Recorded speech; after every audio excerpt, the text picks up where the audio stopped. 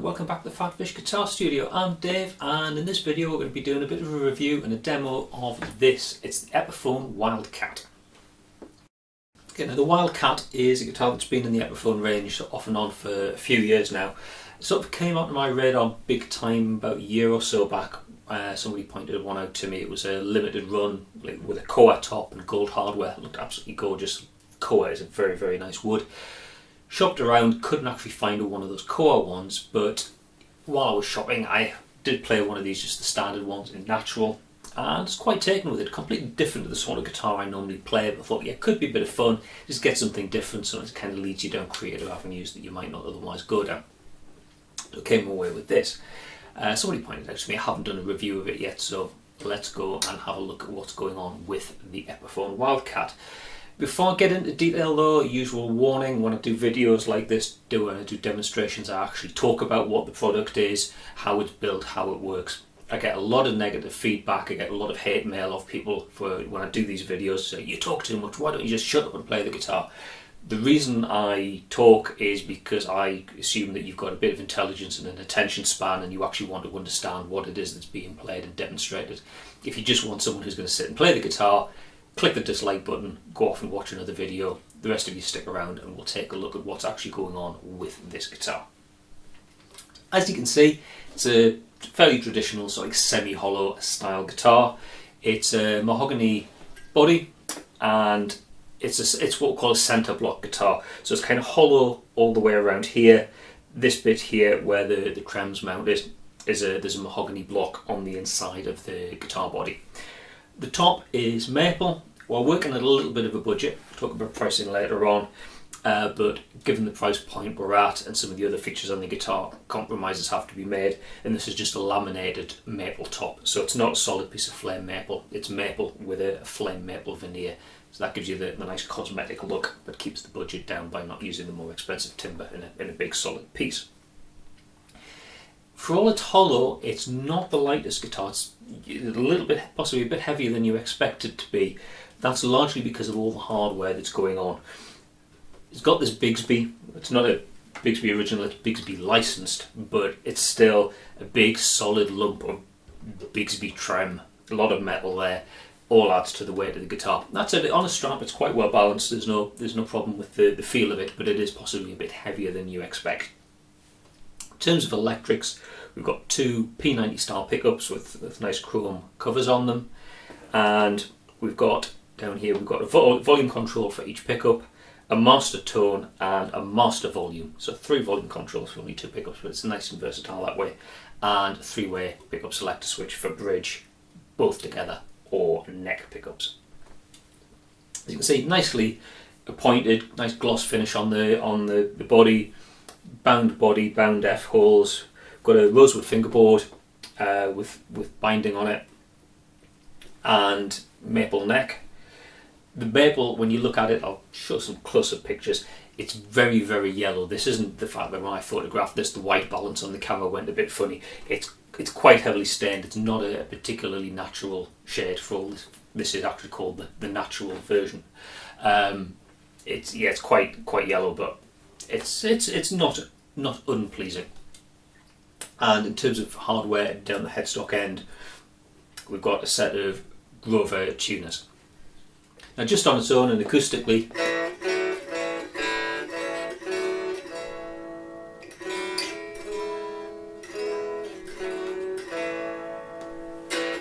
not the most exciting sound. It's not especially loud. It's quite almost muted, slightly boxy sort of sound, but it's what you'd expect. There's not a lot of depth to the body. But to be honest, you don't buy a guitar like this as an acoustic guitar. You buy it for the pickups. You buy it to hear what it's like when it's plugged in. So let's do that now. Going at the clean channel on the amp, just a little bit of reverb from a Boss RV6 reverb pedal, and this is what it sounds like with the bridge pickup, volume and tone on full.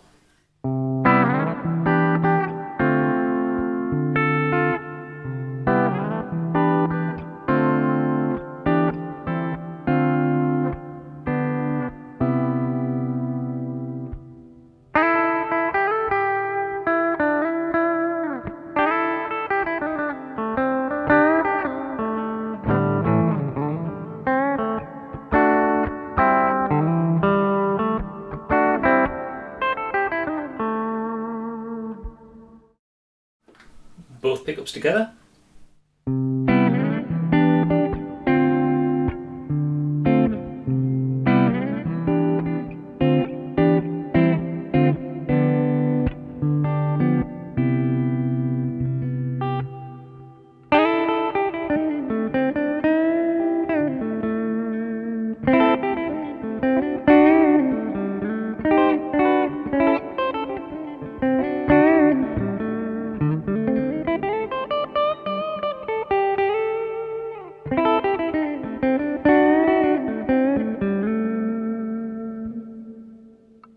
And the neck pickup on its own.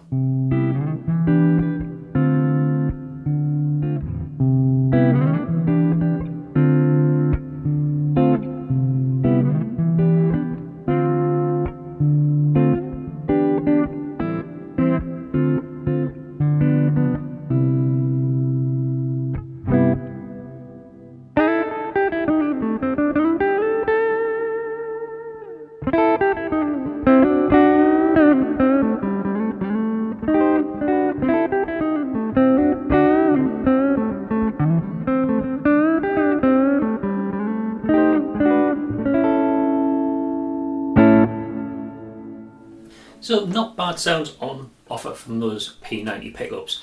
That was the clean sound. Let's have a little bit of overdrive now. This is the full tone plimsoll drive, about, what was that? Just over halfway, about 1 o'clock. So back on the bridge pickup.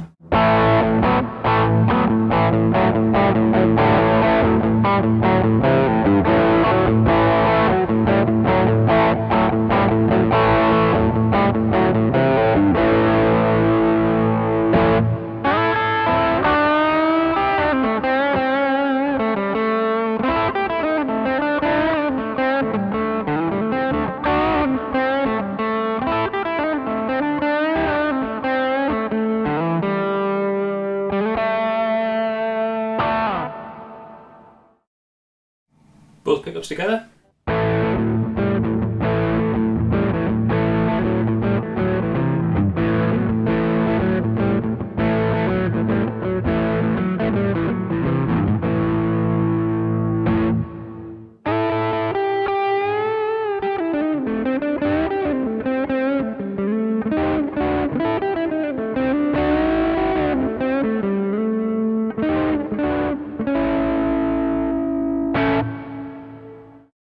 And the neck pickup on its own.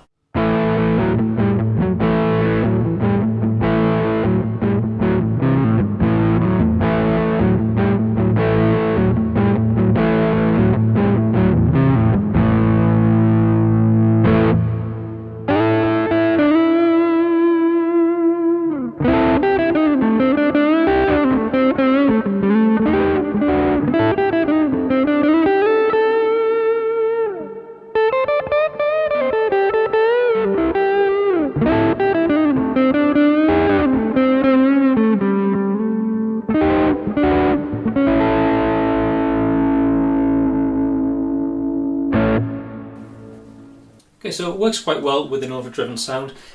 It's not a metal guitar or a hard rock guitar, so nothing too extreme in terms of drive there. If you wanted to, throw it into heavily overdriven stack with a distortion pedal, I suppose you could, but it's not really what the guitar is intended for. Now the tremolo unit, as I said, is a Bigsby. It's a Bigsby license, but it's a Bigsby style unit, and as such, it's not going to give you the sort of performance you'd get from something like a Stratocaster Trem or anything like that. It really is just best approach as a subtle vibrato type unit, just to add a little bit of softness or shimmer to chords or lead lines.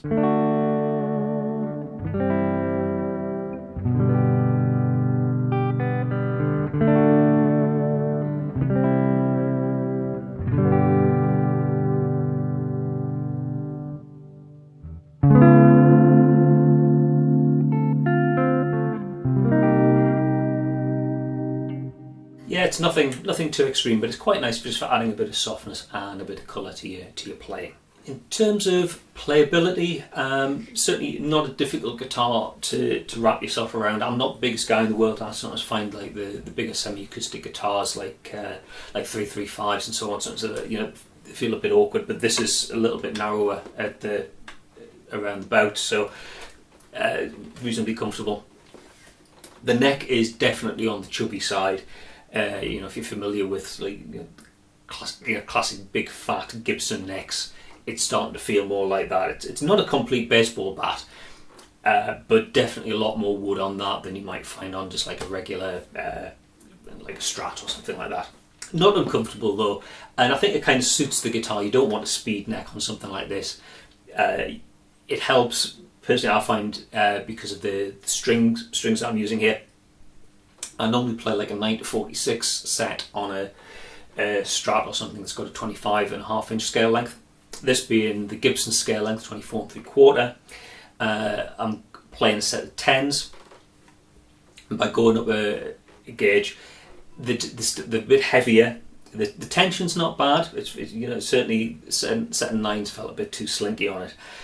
10s is good, but having the extra bit mass on the neck, it's just something to grab around, and it really helps with doing string bending. So different sort of neck profile to what I'm used to, but not unpleasant. Verdict on the guitar then? Well, out of the box, I'll be honest, there was a few issues with it. It's not an expensive guitar, and I'm prepared to forgive it a little bit. When you look at the feature list, yeah, it's only a laminate top, but it is still flame maple veneer. There's all the binding and stuff. There's real Grover tuners on it. It's a Bigsby type trem. The electrics aren't bad. They're Alnico magnets in here. They're not the cheaper ceramic magnets. They are Alnico magnets, and that kind of you can hear that in the sound. It's got a good sound. So all things being like that, corners have to be cut somewhere, and I have to say it's in the manufacturing costs. It's made in China, so the labour costs are generally lower, but one of the ways that they keep the costs down is they do sometimes cut corners on quality assurance a little bit.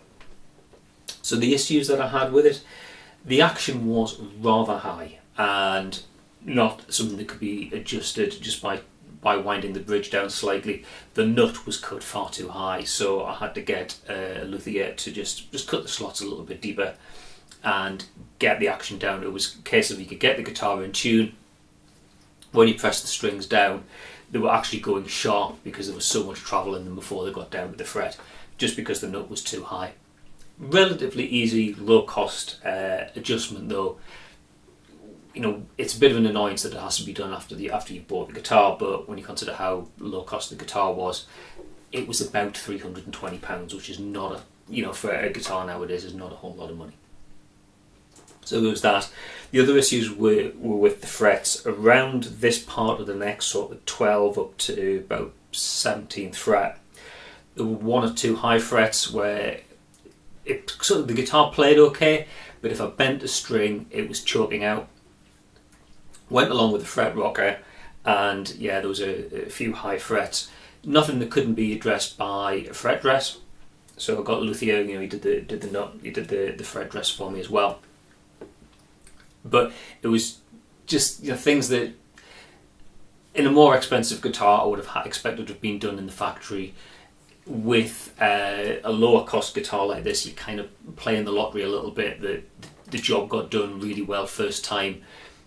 You might get another guitar in another shop, possibly even from the same batch, that plays a lot better. Just this is the one that was towards the end of a Friday sort of thing, where corners got cut a little bit. But those are fixable issues. There was nothing fundamentally or structurally wrong with the guitar.